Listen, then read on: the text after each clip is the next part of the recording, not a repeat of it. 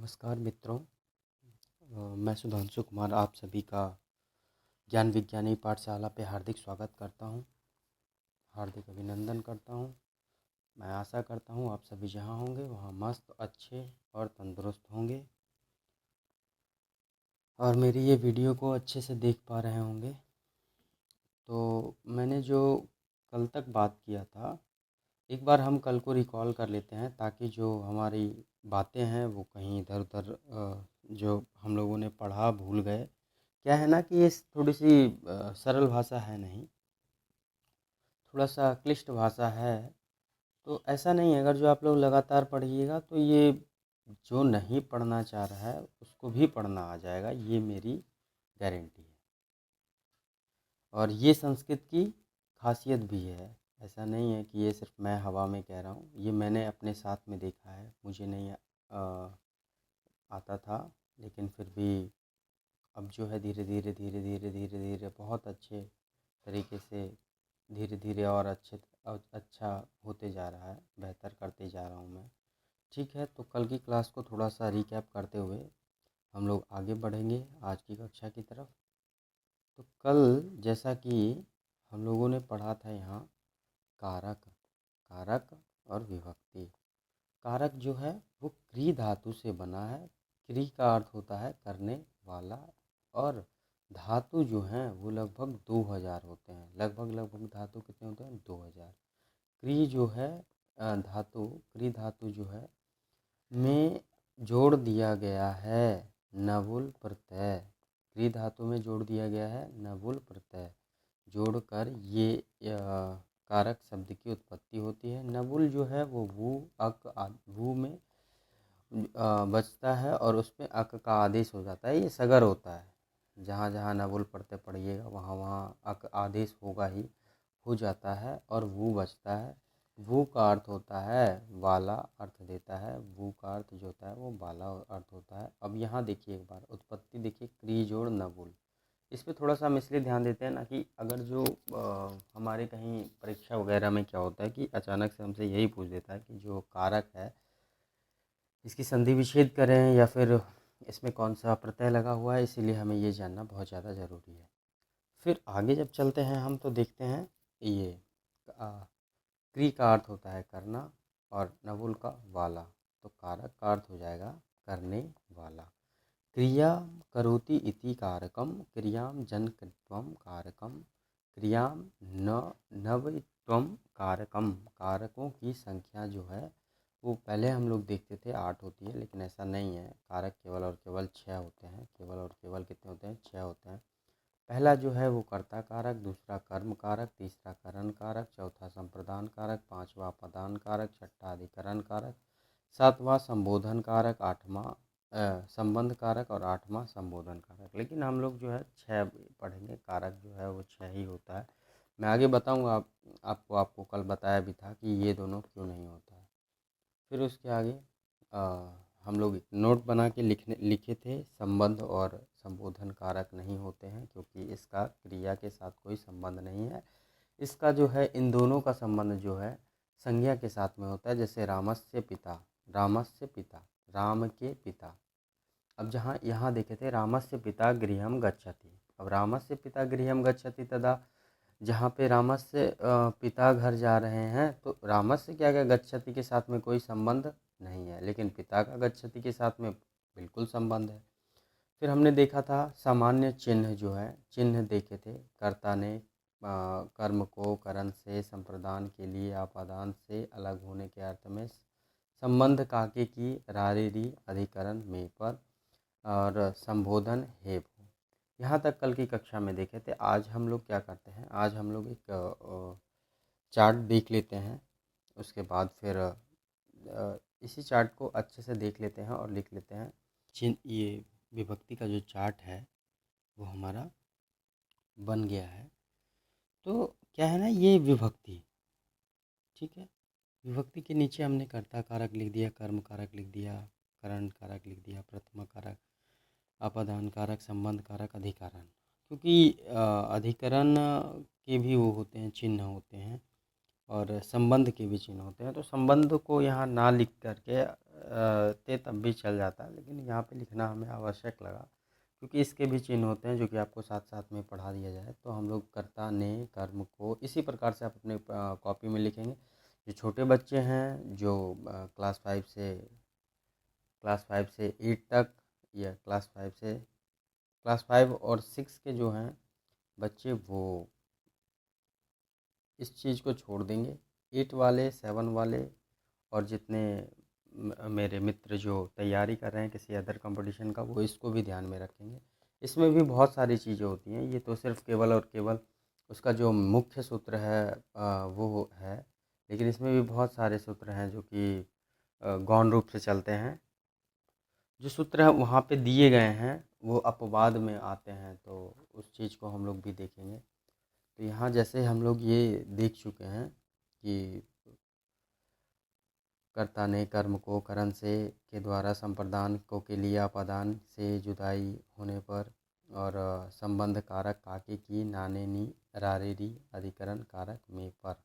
अब जो है आगे हम लोग देखते हैं कि किस प्रकार से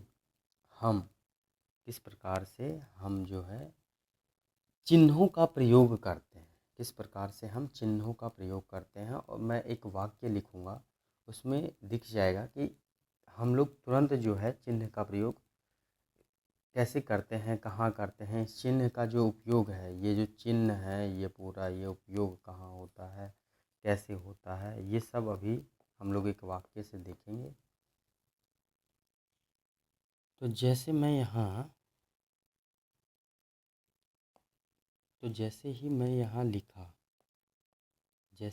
लिखता हूँ, क्या मैं लिखता हूँ, हे रमेश, हे रमेश,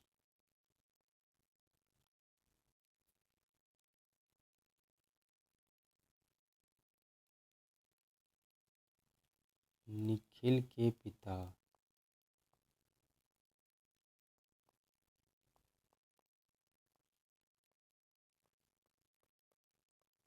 निखिल के पिता। और फिर अब आगे लिखता हूँ, निखिल ने या सुरेश, निखिल के पिता है ना, तो यहाँ निखिल ने ही लिखता हूँ मैं। निखिल ने देवेश को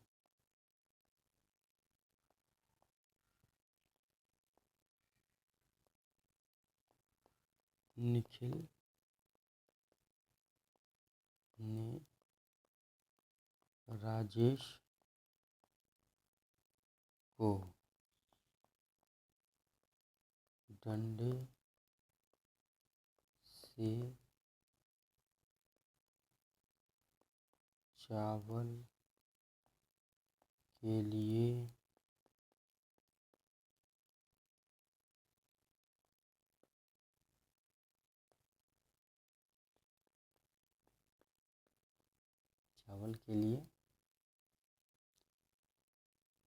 घर से निकाल कर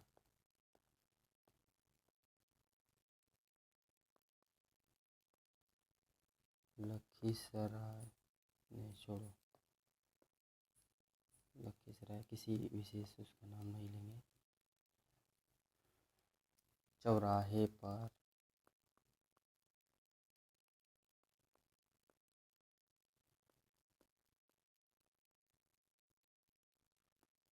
पटक पटक कर पीटा।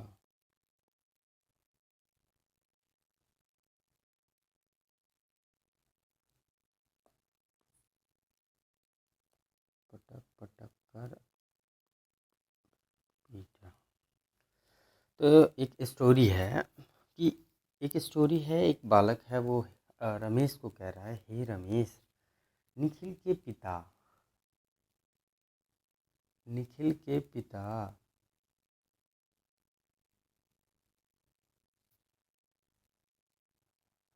यहाँ निखिल के जगह पे हम लोग कुछ अलग लिख देते हैं। निखिल के पिता कैसे होगा? अ,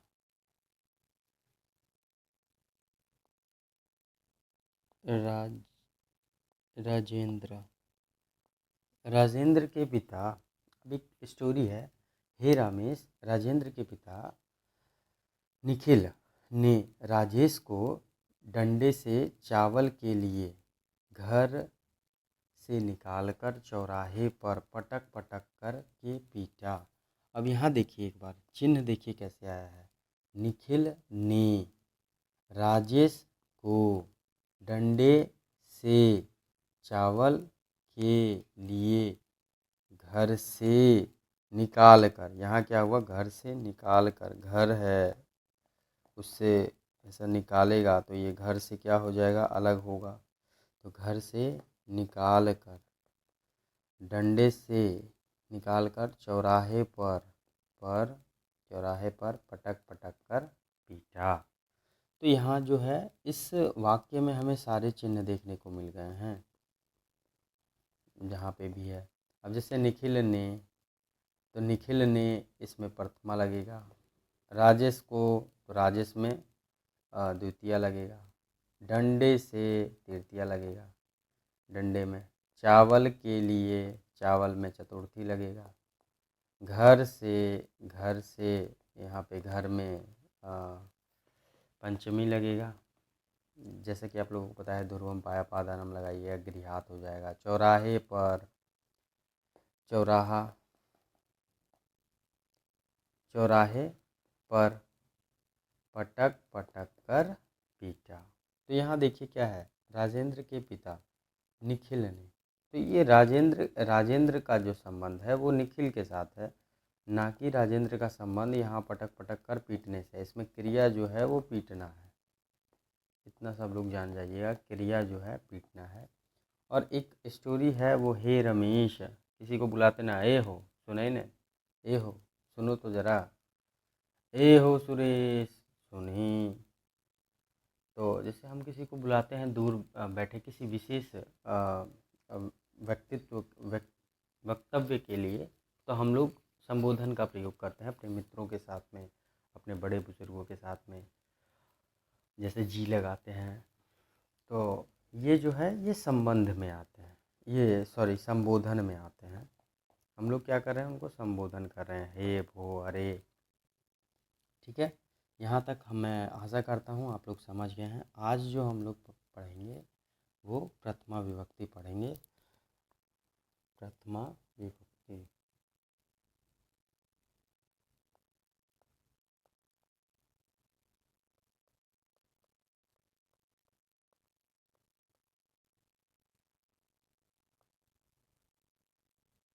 इसका जो सूत्र है वो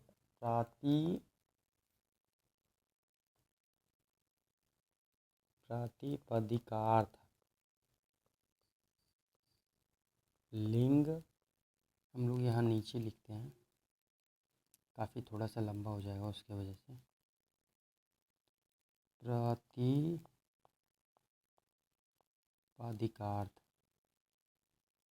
प्रतिपदिकार्थ, यहाँ पे आ नहीं आएगा, प्रतिपदिकार्थ ही होता है, प्रतिपदिकार्थ।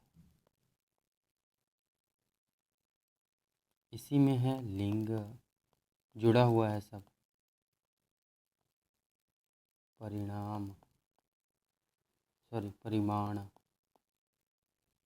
यहाँ मुझे प्रायः गलती हो जाती है।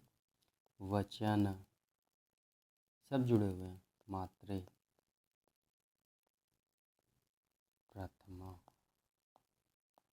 यहाँ थोड़ा सा समझने का प्रयास करना कि ये जो प्रतिपदिकार्थ है, प्रतिपदिकार्थ और ये लिंग है, ये परिमाण है और ये वचन है। इनका जो है संयोग सबका बारी बारी से मात्रा के साथ में होगा। मात्रे जो लिखा हुआ है उसके साथ में होगा, इनका भी होगा, इनका भी होगा और वचन का भी होगा। तो सबका संयोग मात्रा, जैसे हम लोग जब लिखेंगे, जब हम लोग अलग अलग से पढ़ेंगे, तो सबसे पहले ना एक काम करो, मैं जो सबसे पहले क्या करना है, सबसे पहले हम लोग ये समझ लेते हैं। एक सेकंड रुकना। सबसे पहले हम लोग समझ लेते हैं प्रतिपादिक का अर्थ। ऐसा इसका यहीं पे एक अर्थ भी लिख लो ताकि आप लोगों को समझ में आता रहे। इसका वचन का जो होता है संख्या, परिमाण का होता है मापन या पैमाना भी कहते हैं, और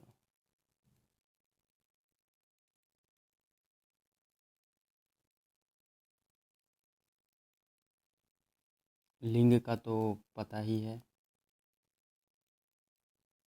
लिंग हम लोग को पता है, जिस प्रकार का लिंग हम लोग को पता है आगे हम आपको ये दोनों विस्तार में बताते हैं। बाकी सारे विस्तार में ही देखेंगे, लेकिन ये दोनों विस्तार में ही हम बताते हैं स्टार्टिंग में। तो देखो यहाँ जैसे ना हम लोग अब लिखेंगे आगे प्रतिपदिकार्थ कहते किसे हैं। हमारे मन में तो आया ना भाई, अब सर आपने तो बता दिया, लेकिन हमारे मन में तो है कि प्रतिपदिकार्थ कहते किसे हैं।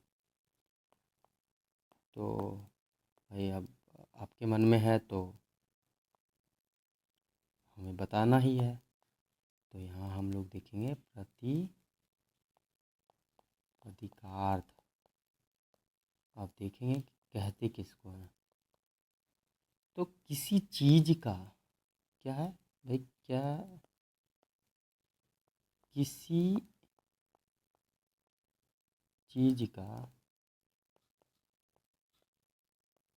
समान अर्थ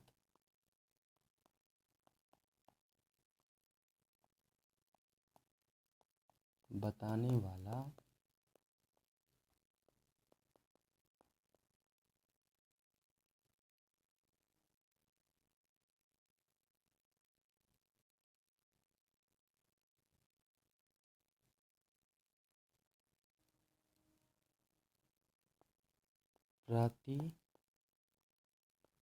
प्रतिपदिकार्थ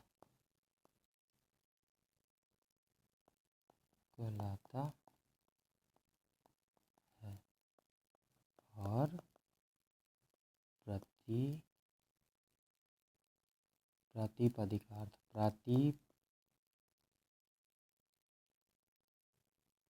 प्रतिपदिकार्थ में प्रथमा होती है।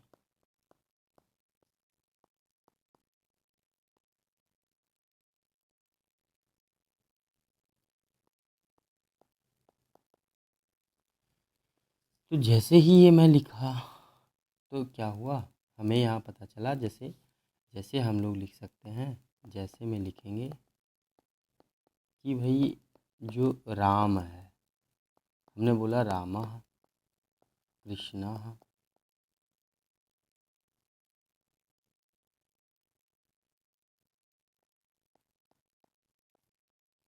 उच्चैः उच्चैः और बोला नीचे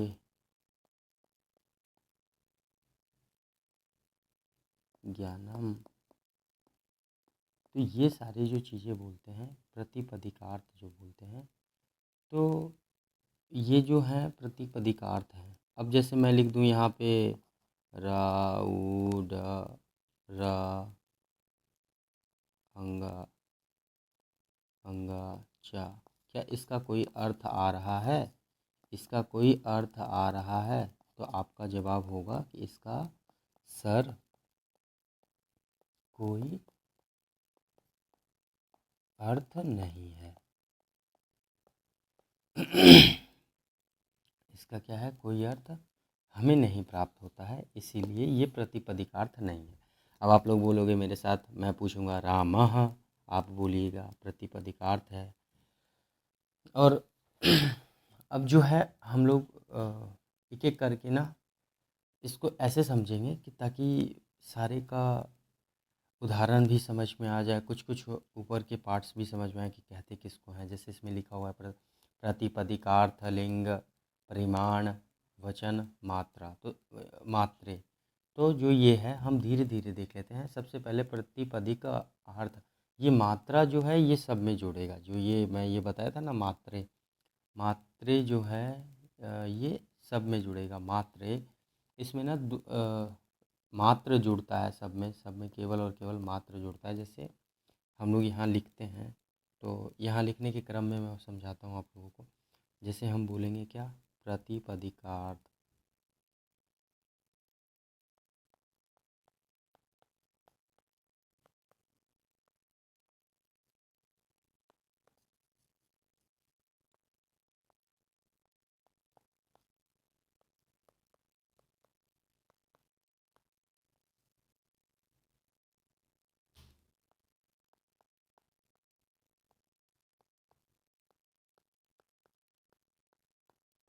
तो हमने यहाँ क्या लिखा है, प्रातिपदिक अर्थ का उदाहरण।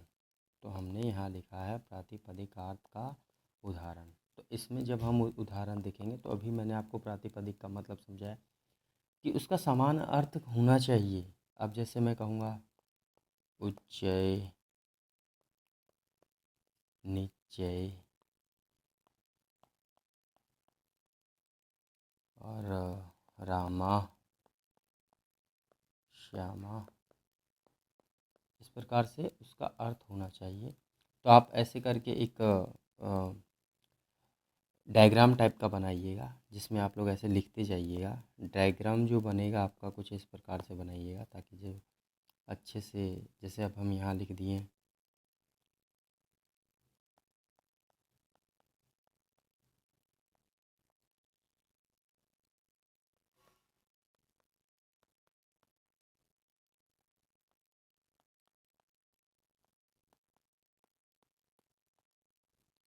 यहाँ पे पहला लिख दीजिएगा तो ज़्यादा अच्छा रहेगा। हम लोग क्या है, यहाँ पे 3-4 चीज़ें देखेंगे। एक तो पहला देखेंगे प्रातिपदिक अर्थ, फिर उसके बाद दूसरा जो है, तो इसके उदाहरण में फिर यहाँ पे लिख देना है उच्चय।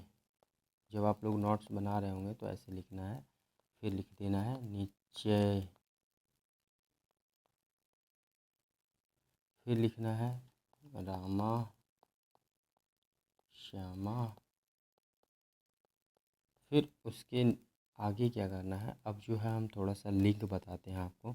हम लोग जो लिंग पढ़ चुके हैं, नहीं आज हम लोग यहीं तक रखते हैं। लिंग की चर्चा हम लोग करेंगे। आज जो जैसे हमने देखा था, तो हमने देखा था यहाँ प्रातिपदिकार्थ। तो इसमें 4 चीज़ें हैं, आप लोग को फिर से मैं यहाँ बता दूँ। प्रातिपदिकार्थ, लिंग, परिमाण, वचन, ठीक है। तो अब जो है आगे जो है कक्षा जो आएगा, सिर्फ़ और सिर्फ इतना आपको समझना था, मैंने वो समझा दिया। और आगे की कक्षा में हम लोग, जो आने वाली कक्षा में हम लोग जो समझेंगे, वो प्रातिपदिकार्थ का उदाहरण तो देख लिए, लिंग समझेंगे, लिंग, और लिंग मैंने एक चीज़ और बोला था ना, मात्र सब में लगाना है। लिंग मात्र समझेंगे, परिमाण मात्र समझेंगे, और वचन मात्र समझेंगे। तो ये जो है हम अगली कक्षा में समझेंगे। तो आज के लिए मैं आपसे जाने की विनती, अनुमति मांगता हूँ, और साथ में अपनी इस कक्षा को समाप्त करता हूँ। धन्यवाद आप सभी का। आप सभी ने मेरे साथ इतने अच्छे से जुड़कर ये इस कक्षा को लिया। तो मैं आशा और उम्मीद करता हूँ कि आप सभी को ये मेरा वीडियो, मेरी लेक्चर समझ में आई होगी। जहाँ पे भी नहीं समझ में आती है, आप निसंकोच आप मैसेज कर दीजिए, और मैं उसका रिप्लाई दूंगा, ठीक है। और किसी को अगर जो कुछ भी दिक्कत हो, तो उसमें मैसेज कर सकता है, ठीक है। धन्यवाद। और हाँ, एक ज़रूरी बात है, चैनल नया है तो अपने मित्रों तक पहुंचाने का काम आपका है। और संस्कृत की एक पहल है कि यार इसको ना कुछ अच्छे तरीके से लोग नहीं देखते हैं, तो मैं चाहता हूँ ये सबके फ़ोन में होना चाहिए। तो आप लोग के ही सहयोग से होगा। तो आप लाइक, सब्सक्राइब, शेयर सब करवाइए। धन्यवाद।